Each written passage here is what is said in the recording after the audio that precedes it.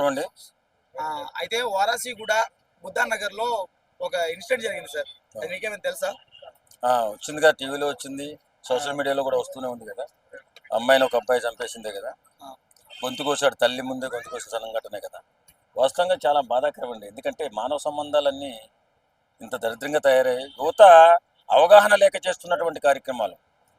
కొద్దిపాటి సమస్యని మనం చర్చించుకుంటే సరిపోయేదానికి వెళ్ళిపోయి నా మాట వినలేదు, ఇంకా పెళ్లి కాకుండానే నా మాట వినలేదు, నేను చెప్పింది వినలేదు, నేను చెప్పకపోయినా గుడికి వెళ్ళింది, టెంపుల్కి వెళ్ళింది అని చెప్పేసి ఆ అమ్మాయిని ఘోరాతి ఘోరంగా పీక కట్ చేసి చంపేయడం అంటే చాలా భయంకరంగా ఉంది. ఆ వార్త వింటేనే ఆ హత్య చేయడం చాలా భయంకరంగా ఉంది. నిజంగా ఇప్పుడు యువత ఎలా తయారైందంటే ఒక మర్డర్ చేస్తే ఏదో ఈజీగా తప్పించేసుకోవచ్చు అని అనుకుంటున్నారు. ఒక మనిషిని మనిషి చంపితే చంపినోడు ఎలాగపోతాడు, మనం బతుకున్న జీవోత్సవాలు అవుతాం. ఆ రకమైనటువంటి శిక్షలు పడతాయి ఈరోజు జైళ్ళలో.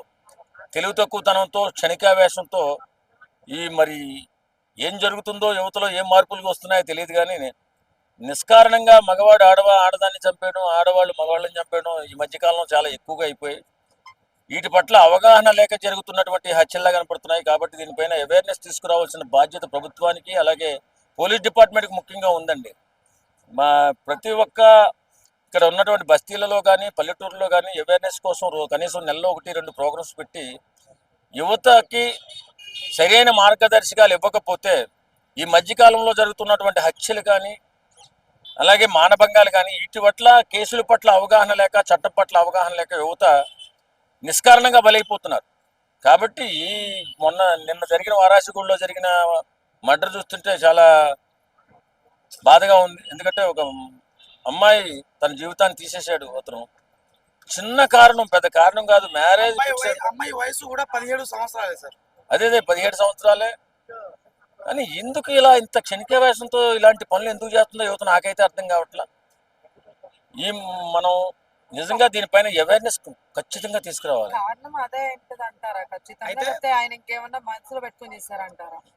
ఏం లేదమ్మా, ఇప్పుడు అనవసరంగా ఉద్రేకాలు తెచ్చుకోవడం. ఇప్పుడు ఎంతో క్లోజ్గా ఉన్నట్టు, సన్నిహితంగా ఉన్నటువంటి వాళ్ళు ఒకసారి మాట వినకపోతే వెంటనే ఉద్రేకం తెచ్చేసుకుని హతమార్చడానికి ప్రయత్నం చేయడం. ఇప్పుడు మానవ సంబంధాలన్నీ ఇలా మారిపోయి వాస్తవంగా కరెక్ట్గా ప్లాన్ చేసుకోకపోవడం, జీవితం నాశనం చేసేసుకోవడం. సార్ అయితే ఈ టాపిక్ ఆ ఇంటి చుట్టుపక్కల వాళ్ళని అడిగితే ఇలా అని తెలిసింది. కాకపోతే కొన్ని మీడియా ఛానళ్ళలో అబ్బాయి దొంగతనానికి వచ్చి ఆ తర్వాత హత్య చేశాడు అని చెప్పేసి టీఆర్పీల కోసం చెప్పుకుంటున్నారు. మీరేమంటారు? ఇప్పుడు ప్రొఫెషనల్ కిల్లర్స్ తప్ప మర్డర్లు చేయరు.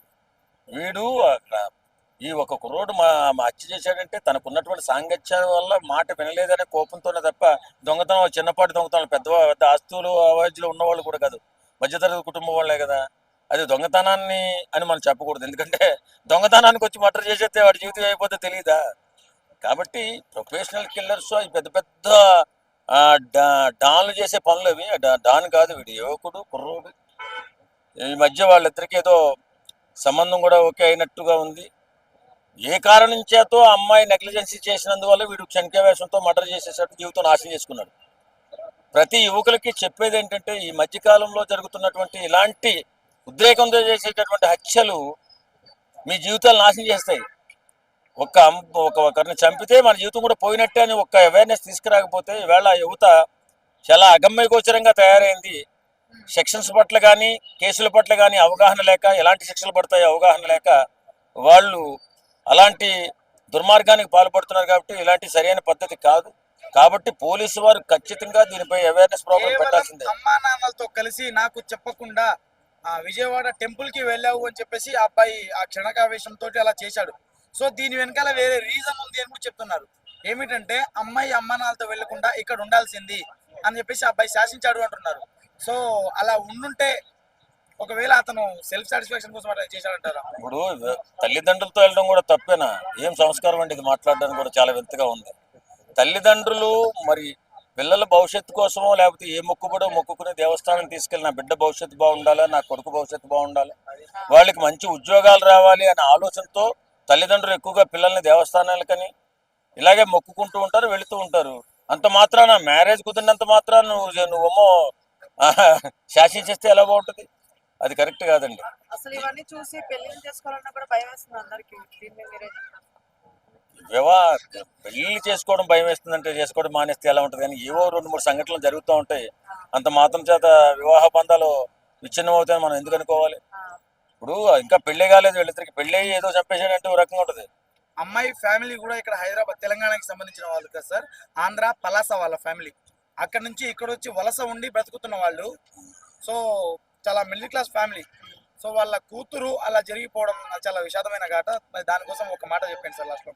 చాలా బాధాకర విషయం అండి. ఎందుకంటే పిల్లల్ని ఎంతో అత్యున్నత స్థానానికి తీసుకెళ్లాలని చెప్పి తల్లిదండ్రులు అద్భుతంగా చదివించుకోవడం, వారి జీవితాన్ని బాగు చేయాలని ఆలోచించడం, ఎన్నో ఆశలతో పిల్లల్ని పెంచుకోవడం, ఏవో కారణాలతో వాళ్ళు మర్డర్ అయిపోతుంటే వాళ్ళు హతాశ పాలైపోయి వాళ్ళు చాలా ఇబ్బందులు పడుతూ ఉన్నారు. చిన్న వయసులోనే పెళ్లి సంబంధాలు కుదిరి చేయడం ఎంతవరకు కరెక్ట్ సార్? అమ్మాయికి 17 సంవత్సరాలు మాత్రమే. ఇప్పటికీ Family కొన్ని కూడా ఒకసారి తీసుకోవాలి కదా ఇప్పటికీ సార్. కొన్ని మారుమూల గ్రామాల్లో 15 సంవత్సరాలు 16 సంవత్సరాల వయసు వచ్చిందంటే అమ్మాయిని బరువు తగ్గించుకోవడం, ఇంట్లోంచి బయటకు పంపించేయడం అనే ఆలోచనలోనే ఉన్నారు తప్ప, అమ్మాయి కూడా అబ్బాయితో పాటు సమానంగా చదివించుకోవాలా, వాళ్ళ భవిష్యత్తు కూడా తీర్చిదిద్దాలనే ఆలోచన ఉన్న వాళ్ళు కొంచెం మన పట్టణాల్లో ఎక్కువగా ఉన్నారు, కానీ పల్లెటూరులో చాలా తక్కువ ఉన్నారు. ఎందుకంటే వేళ అమ్మాయి పుట్టిన వెంటనే అమ్మాయికి ఒక మంచి వివాహం చేసేసి పంపించేస్తే తన బ్రతుకేదో తన బతుకుతుందనే ఆలోచన తప్ప, ఎవరి మీద ఆధారపడకుండా బతకాలంటే చదువుకోవాలనే జ్ఞానం లేకుండా చాలా మంది ఎప్పటికీ బతుకుతున్నారు చాలా చాలా మారుమూల గ్రామాల్లో. అలాంటి వ్యక్తులు చెప్పేది ఏంటంటే అమ్మాయిని కూడా చక్కగా వారి భవిష్యత్తు కోసం వారి కాళ్ళ మీద వాళ్ళు నిలబడేది అంతవరకు చదివించుకోవాలి. రేపు పొద్దున్న మంచివాడు రావచ్చు, చెడ్డవాడు రావచ్చు, లేకపోతే భర్త అకారణంగా చనిపోవచ్చు. ఇలాంటి పరిస్థితుల్లో తన కాళ్ళ మీద తను నిలబడాలంటే తనకి ఎడ్యుకేషన్ అవసరం.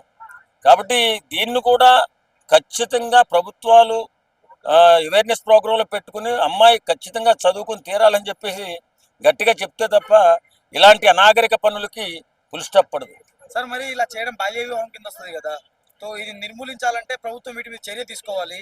ప్రతి చోట వాళ్ళ ఆ, ఏమంటారు పెళ్లి చేసేటప్పుడు వీళ్ళ ఆధార్ కార్డులు అవి ఒకసారి ఇక్కడ సబ్మిట్ చేయాలని చెప్పేసి అలా చట్టం వస్తే బాగుంటది కదా. ఇప్పుడు కొంతమంది అన్ని రిజిస్ట్రేషన్ మ్యారేజెస్ ఉండవండి.